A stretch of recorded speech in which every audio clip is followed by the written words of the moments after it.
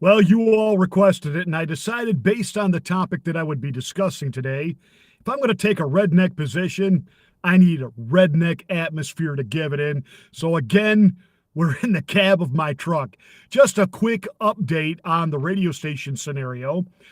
We have electricity restored to the broadcasting transmitter site, and we will have engineers that will be there on Tuesday to actually go inside and see if there is any damage as a result of Hurricane Ian. So we appreciate your thoughts and your prayers in that endeavor. Obviously, they're in the process of lining up some backup equipment if that is all, they get into a worst case scenario. But I promise you, those of you that love Local 840 online, we will be back by the middle of this week. So thank you for your patience and understanding. Now, the topic at hand. Bros, the first big screen, big studio, all gay production. That's the way it was billed for weeks and weeks. I happen to be a rewards member for a chain of movie theaters called Cinemark, because that's what's in my area. And I mean, it seemed like every day, 2, 3 times a day, I was getting dinged on my phone, as well as anytime I went into any type of social media. There were all these blurbs. You got to see bros, got to see bros, got to see bros. I couldn't get past the trailer.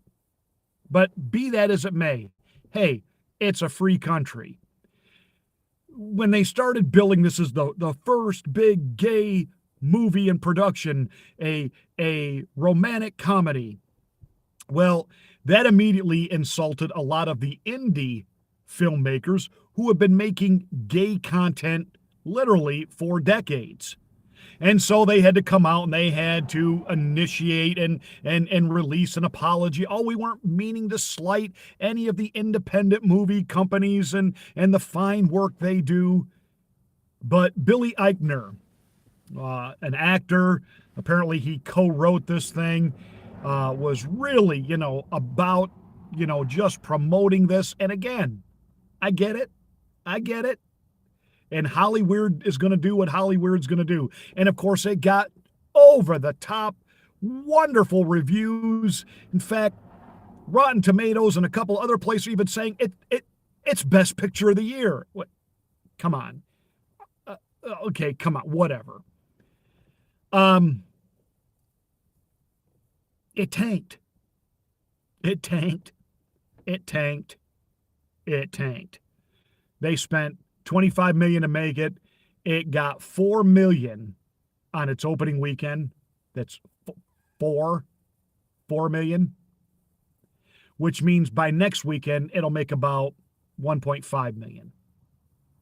Now, Billy Eichner said, building up to this, hey, I don't want you homophobes to go see it. I don't want you homophobes to go. He was tweeting that out. I don't want you homophobes to go see it. And as soon as this thing tanks at the box office, Billy Eichner and the New York Times are saying the reason it tanked is because homophobes didn't go see it. Wait, what? What? You told homophobes don't go see it. Now look, you want to make your own movie. You want to give it false, fake, over-the-top reviews and tell everybody how awesome it is. You got to see it. It's awesome. It's like the best thing ever. You got to see it. Oh, it's so inspirational and insightful. Because Billy Eichner was actually saying what sets us apart from all the other gay content that's out there. All the other gay content is about, some teenage kid who's struggling. Is he or isn't he? And he finally comes out. Hey, this is a movie that deals with 40-year-olds who know they are and they're effing. Gee, what a great sell job there, Billy. Makes people want to run right out and see it. See, even a number of gay people have come out today on Twitter and other places said, I didn't see it and I'm not going to see it. First of all, they don't like Billy Eichner. They find him cringy and obnoxious. But you had Seth Rogen and Mariah Carey, telling everybody, you got to go see it. You got to go see it. My issue here is this. This is like when we get lectured to by members of the WNBA that if more men would watch the WNBA, that they would have stronger ratings and would be supported and it would make money.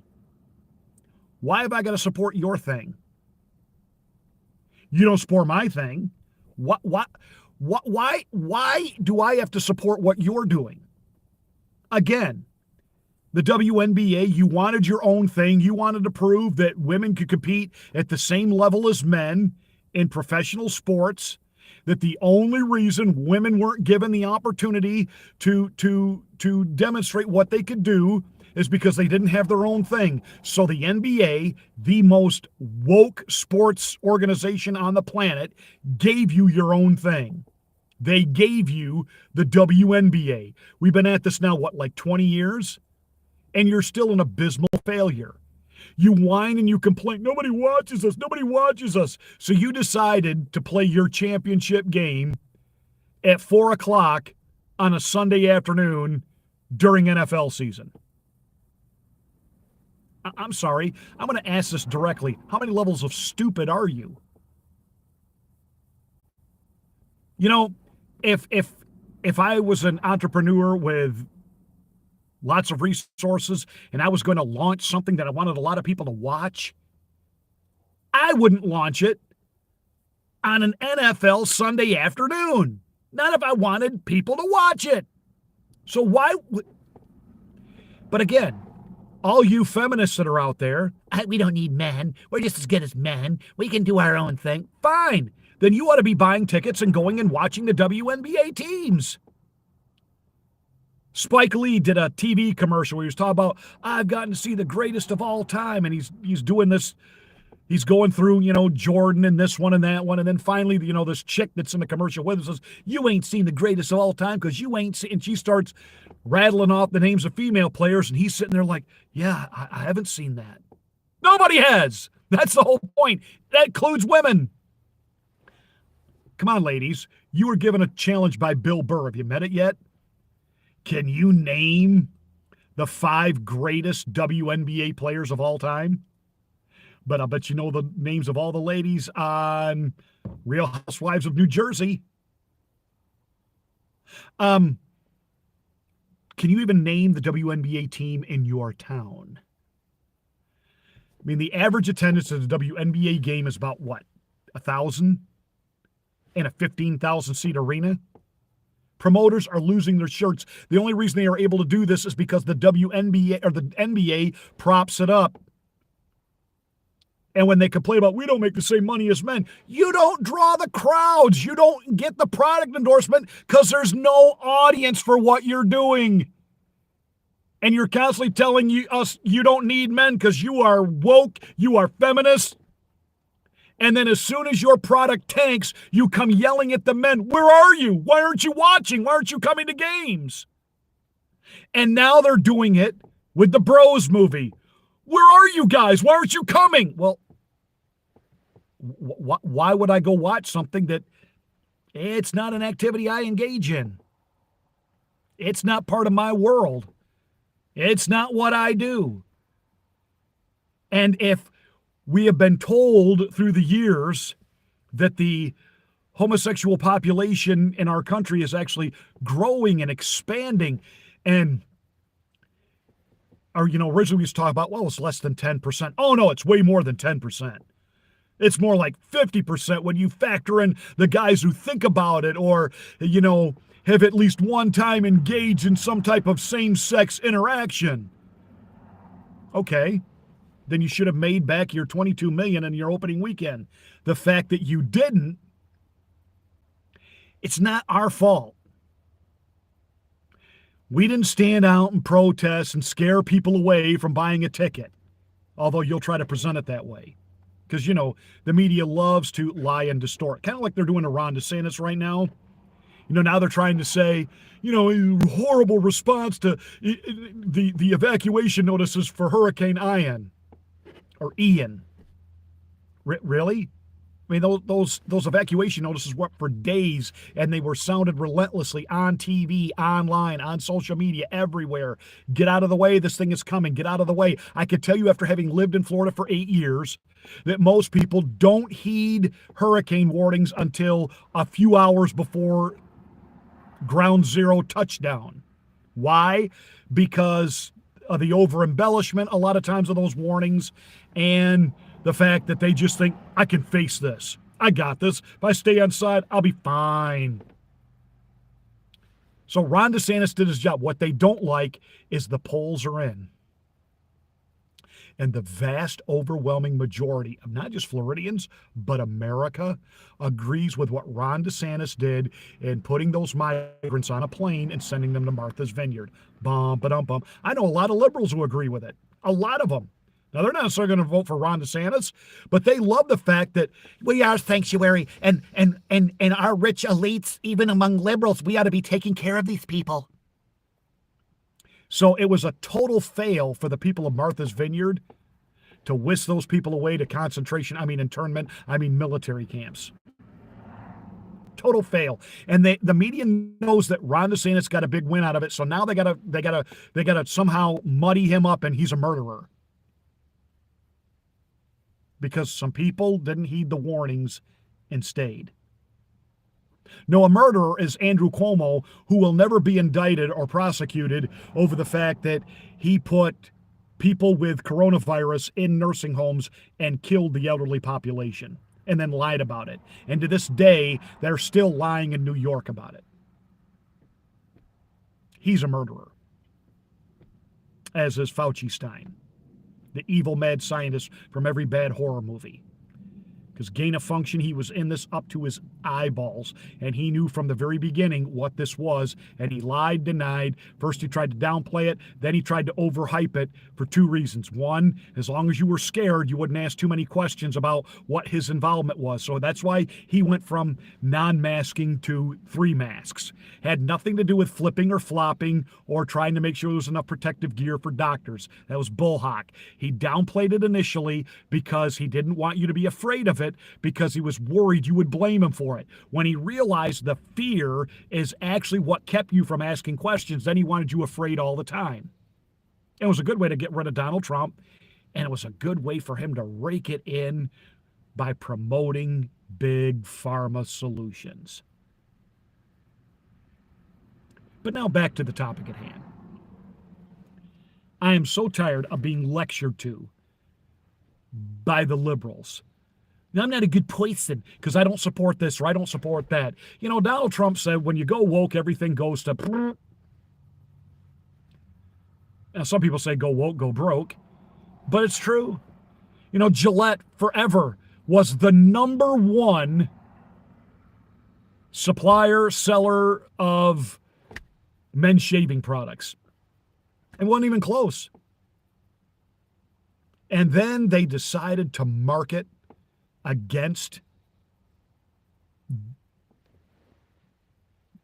the people they needed to buy their product, men. First, it started with commercials about toxic masculinity. Then they were giving shaving instructions, you know, a dad helping his transgendered son shave for the first time. And people just said, that's enough of that. I know me personally, I got my hairy razor, and I get my blades online, and there's Dollar Shave Club, and you know, people couldn't afford $40 for blades for Gillette to ram down our throat that we weren't woke enough. So they've abandoned Gillette. And Gillette is desperately trying to regain the market by, again, catering to, what's the word I'm groping for here? Oh yeah, men. I'm not going to be lectured to by a bunch of nag women who, you're watching our sport. You're right, it's boring. I got enough problems. I watched my Mets tank 3 in a row to the Atlanta Braves. And by the way, Mets, we should have been in control of this thing. Should have put the division away about 2 weeks ago. You know, you choked against the last place Chicago Cubs. You tripped along the way with the Pirates. And then you go into Atlanta and you drop three. You only needed to win one. You just need to win one. And your three aces all choked, and the offense completely disappeared. I know. I'm hearing from Mets fans, yeah, but we're still in. We're still in. Yeah, but when you dump three because of your three aces and your defense goes away, the likelihood of you going very far in the postseason, nil to none to zilch. I'm still going to watch them tonight play the Nats. I'm a diehard Mets fan. I stick with them through thick and thin. And because I'm a lifelong Mets fan, I can tell you it's mostly thin, very thin. I'm very loyal. I love them. Ladies, get your own loyal fans to watch your WNBA teams lose. And bros, well, if 50% of the population is what you claim it to be, then this should have been a blockbuster. But don't worry. Hollywood will help you. They will still fund the next few of these movies that you want to make. You will still get glowing reviews. Places and rags like the New York Times will try to guilt and shame heterosexual people to go see it, because that was what that article was about today in the New York Times, trying to get all the liberal, guilty people who, live in Manhattan and are wealthy. You got to go see Bros. We don't even care if you go in the theater. Buy the ticket so they can get their revenue out. Buy the ticket. And Hollywood will figure out a way to give you some type of honorable mention Academy Award. It doesn't change the fact that the country isn't where you think it is. That's why it tanked. And we're not going to be laughed at, insulted, or guilt-tripped or shamed into supporting something we don't support. Now, we're not actively out there working, trying to keep you from, make all these things that you want to make. It's a free country. That doesn't mean I got to go watch it. Unless you turn this over to Dr. Fauci, and then he will insist, and Joe Biden will give in, and they will mandate that we all must go see it. Because that's how it works with Democrats. Freedom's gone. You will do what we tell you, and you will like it.